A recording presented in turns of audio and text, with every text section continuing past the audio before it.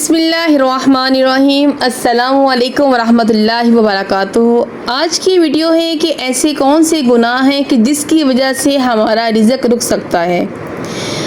کیا آپ نے کبھی غور کیا ہے کہ بعض اوقات بہت محنت کے باوجود بھی برکت ختم ہو جاتی ہے، پیسہ ہاتھ آتا ہے مگر ٹھہرتا نہیں، دل مسلسل بے چین رہتا ہے، تو وجہ کیا ہے؟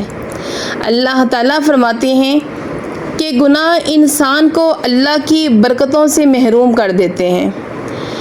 اگر بستیوں والے ایمان لاتے اور تقوی اختیار کرتے تو ہم ان پر آسمان اور زمین کی برکتوں کے دروازے کھول دیتے، اور جو اللہ سے ڈرتا ہے تو اللہ اس کے لیے نکلنے کا راستہ بھی بنا دیتا ہے اور اسے وہاں سے رزق دیتا ہے جہاں سے اسے گمان بھی نہیں ہوتا۔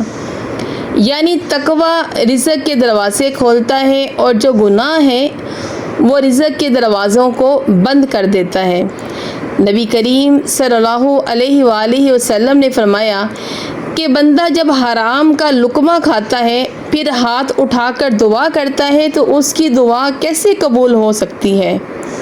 اگر ہماری کمائی میں ہی حرام ہے، جھوٹ ہے، دھوکہ ہے، سود ہے، رشوت ہے، یہ لوگوں کا حق جو ہم نے مارا ہوا ہے، یہ تمام جو کام ہیں ہمارے اعمال کے اندر شامل ہیں، تو پھر ہمیں دنیا کی برکتیں کیسے حاصل ہو سکتی ہیں؟ تو سب سے پہلے ہم نے یہ چیز دیکھنی ہے کہ کیا ہماری کمائی حلال ہے؟ کیا ہم کسی کا حق تو نہیں کھا رہے؟ کیا ہم اللہ کی نافرمانی پر اصرار تو نہیں کر رہے؟ اگر ہمارا جواب ہاں ہے تو پھر ہمیں سچی توبہ کر لینی چاہیے، اور اللہ تعالیٰ فرماتے ہیں کہ تمہیں جو بھی مصیبت پہنچتی ہے وہ تمہارے اپنے اعمال کا نتیجہ ہوتا ہے۔